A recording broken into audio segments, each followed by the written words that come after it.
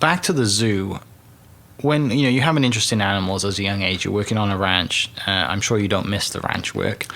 Well, there are good and bad things about anything, Yeah. and there's, that newborn calf out in a green pasture in the spring. That's always special. Yeah. Breaking ice in February never was. Yeah, the recent ice storm that we had, it's... I didn't.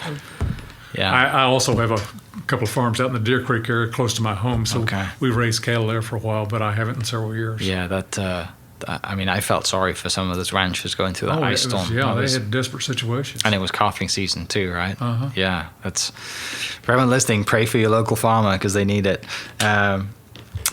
Tell me about being on the board at the zoo and how that works, because most people, they've probably been to the zoo in Oklahoma City and the amphitheater, but how does it work about, you bringing animals in, or like, I have no idea how that works. Well, there are really two aspects of it. I talked about the Zoological Society, which I'm still involved in. That is kind of a promotion fundraising arm for the zoo. Okay. Then the Zoo Trust is the administrative arm of the zoo.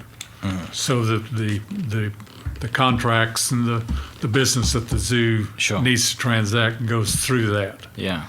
So they're two separate. Of course, the purchasing and the decision of what animals to buy, sell, or whatever gets done by the staff, and then usually that gets it works its way through the administrative part through the zoo, through the trust. And through being involved with that, obviously, like we mentioned, the pictures are on the wall behind us. You've seen some of the world's best animals. Yeah, most of this is out of Africa. Yeah. Tanzania and Botswana and places like that. Yeah, we've been on a few photo safari things, and I have some really special friends that I travel with, and so it's. Yeah, we're working on one now. Another one, hopefully. Oh, good. Within the year. So, where is that? Is that going back to the similar places you've been to, or somewhere else? Tanzania is, particularly from a safari point of view, really special because the concentration of animals is so strong. Okay. And it's you've heard about the wildebeest migration, right. And that's very, very strong there, and that's an overwhelming thing to see. To see. Can you kind of view it? Are you in like the back of a Land Rover when you're seeing that, or can you fly in helicopters? I've said several times you can be in a Land Rover safari wagon. Yeah.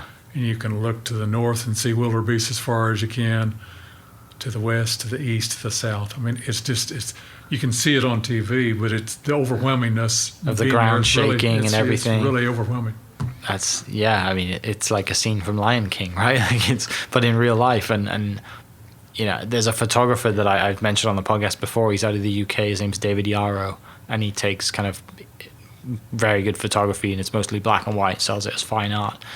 And he's done some great series about being in the safari and just sending out a camera, and he's got it on remote, and there's elephants walking by. And too, if there's that many wildebeest, then the lions and leopards and it's feeding time, isn't it? Yeah, I mean it's a buffet. Yeah. Well, what's to that point? What's any of the other great experiences that you've had from traveling and seeing animals and being out there? Is there anything that really stands out?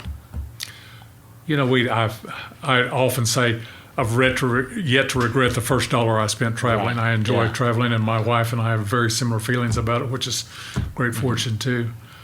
They've all been nice. Yeah. Some I maybe liked a little more than others, but they're just it's really when you're comparing like going somewhere in the Andes in Chile and down there and some maybe like in Switzerland or something, they're different, but they're the same.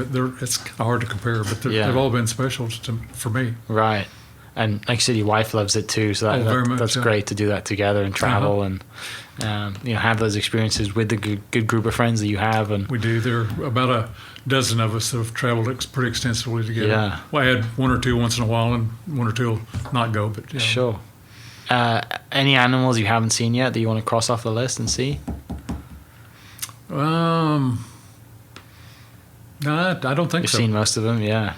I've friends who have been on safaris, and one of the things they keep telling me is that they can't believe how big hippos are in person. Well, and people don't realize hippos are maybe the most dangerous animal in Africa. More people are killed by hippos than lions. Really? Just because they move faster than you think? They can. You can't outrun them. Yeah. And you just got to be very careful about where they are. They're fairly passive if they don't feel threatened. So, right. Yeah. I recently read Matthew McConaughey's new book, Green Lights, and he talks about going traveling and going into the woods and meeting people, totally going on his own, and just that experience of meeting, native people or people who, wherever you're at, in their place of life, and just seeing, they have no idea what the outside world is like, but the perspective you get from traveling. The safari thing is in a safari wagon. Mm-hmm. The animals don't associate humans with it, and they're around, and they don't pay attention. I've really been sitting in an open safari wagon, and the lion be sitting. I probably could have petted it. I wasn't about to, but it was close enough to where I might could have. Yeah. But you keep your limbs inside and don't step out, and they don't associate it that way. So don't bother me and I won't bother you. Yeah. You're in their backyard, really, aren't you? You don't want to be poking around and grabbing something. You could lose a hand real quick. Mm-hmm. Yeah, that's so cool to have those experiences and to kind of have that perspective and be able to, when you come back home and you go on travel, and it's such a reset, isn't it, when you travel, and it's especially going on a safari and seeing stuff like that, it puts life into perspective and helps you make other decisions and helps you, like I said, put things into perspective. You might come back and you might have to put out a few fires at work, but in the grand scheme of things, sometimes when you've traveled around the world like that, it gives you more appreciation for home too.